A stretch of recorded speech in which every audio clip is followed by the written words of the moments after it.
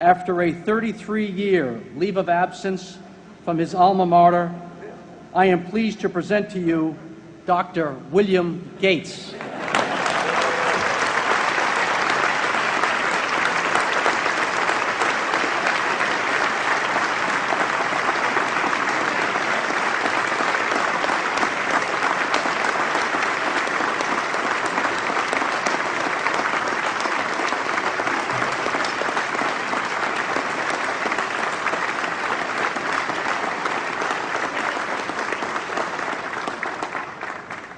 Thank you.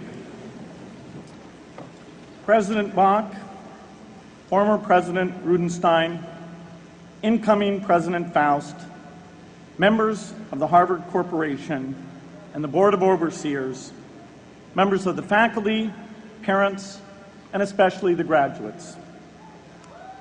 I've been waiting more than 30 years to say this.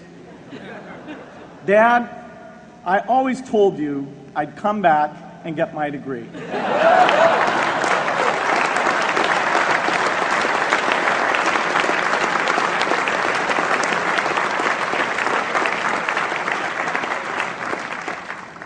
I want to thank Harvard for this honor.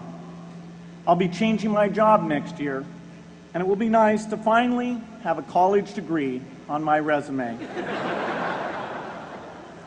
I applaud the graduates for taking a much more direct route to your degrees. For my part, I'm just happy that the Crimson called me Harvard's most successful dropout. I guess that makes me valedictorian of my own special class. I did the best of everyone who failed.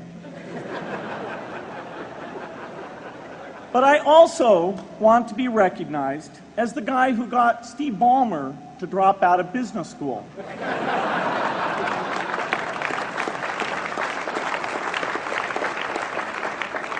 I'm a bad influence. That's why I was invited to speak at your graduation. If I'd spoken at your orientation, fewer of you might be here today.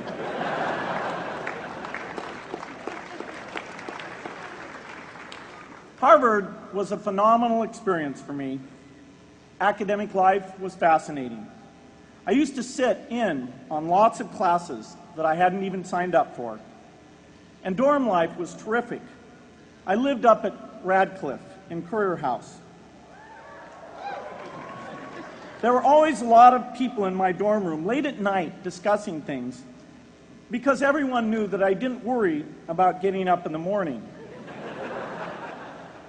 That's how I came to be the leader of the antisocial group. We clung to each other as a way of validating our rejection of all those social people. Radcliffe was a great place to live. There were more women up there, and most of the guys were math science types. The combination offered me the best odds, if you know what I mean. That's where I learned the sad lesson that improving your odds doesn't guarantee success.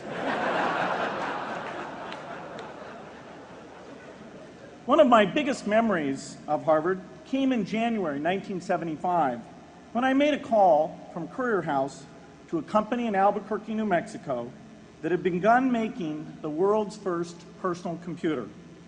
I offered to sell them software. I worried they would realize I was just a student in a dorm and hang up on me. Instead, they said, "We're not quite ready. Come see us in a month," which was a good thing because we hadn't written the software yet. From that moment, I worked day and night on the extra credit project that marked the end of my college education and the beginning of a remarkable journey with Microsoft.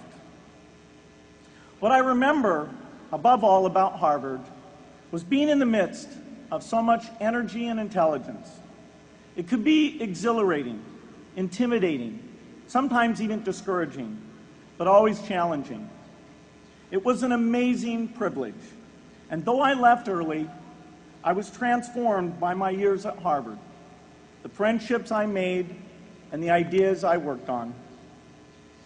But taking a serious look back, I do have one big regret.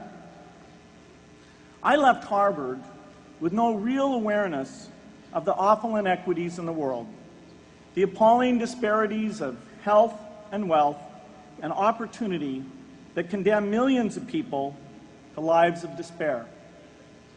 I learned a lot here at Harvard about new ideas in economics and politics. I got great exposure to the advances being made in the sciences. But humanity's greatest advances are not in its discoveries, but in how those discoveries are applied to reduce inequity.